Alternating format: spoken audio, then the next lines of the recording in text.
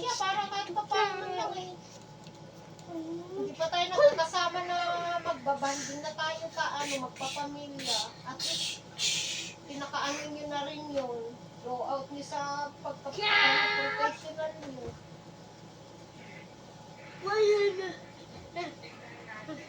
Kaya kapag hahandaan natin yun, may awa nyo Diyos.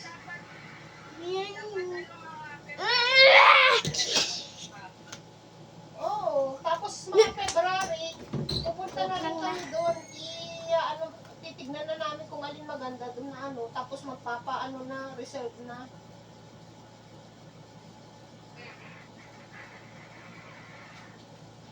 Kasi sabi nung may-ari ng pinutuloy namin, ikasan mo magpadala ng package para dito mag-ayun yung PHS mo, sabi niya.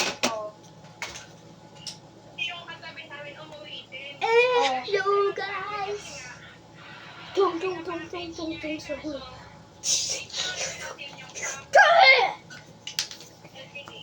Dapat mga February nandito na.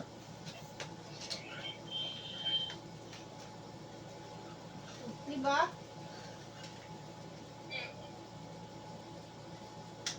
Para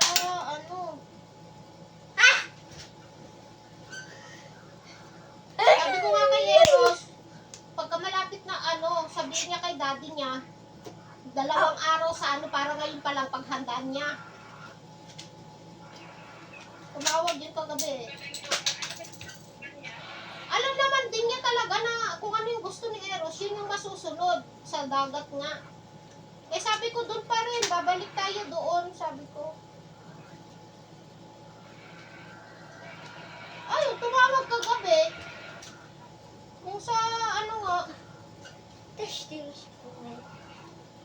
Eh sabi ko, bumili ka na rin ng PE. Magbibili din si Eros ng PE. Sabi ko, kasi maliit na yung PE niya. Kasi sa Lunes na lang ako kunin yung... Sabi ko, sa Lunes ko na lang kukunin yung lista. Kasi dapat ngayon magpapadala. Ay, bukas magpapadala yun kasi ngayon ang sahod niya. Eh sabi ko, wala pa ako nakuha ang listahan. Kaya hindi pa natin alam kung magkano ang tuition, sabi ko.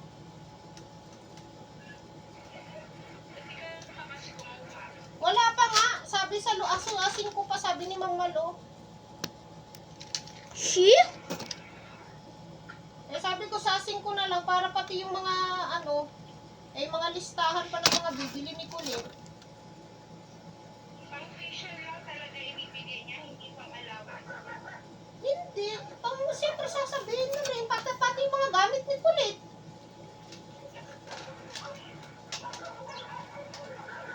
Sinabi ko naman bumili siya ng PE.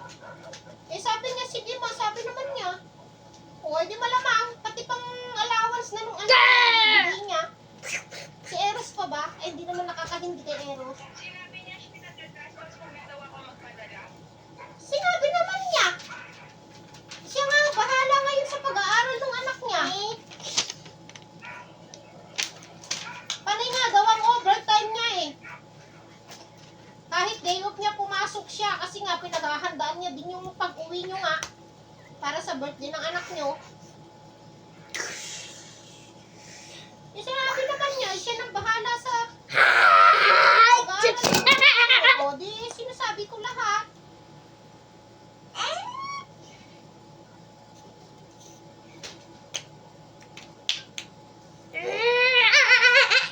Lagi naman tumatawag yun. Tinatanong nga niya kung tumatawag ka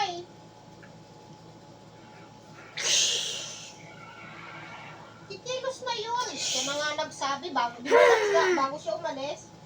Siya naman nagsabi talaga na siya nang bahala sa pag-aaral ni Eros ngayon. Hindi pa naman huli yung ano niya sa anak niya. No? This is my first time. Please give me likes. Tapos sa susunod, sa pagsahod niya ulit ng John, o di, sabihin pa, sapatos naman. May sapatos pa ba siya susuot sa pasukan? Please give me likes. I'm new. Si Eros, ako lang ang may gustong magpalit para may kapalitan, kaya 1 taon hindi nalaban yung bag.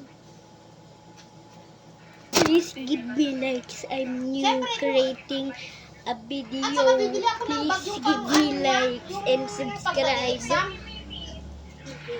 Yes. Nasa, maybe daw,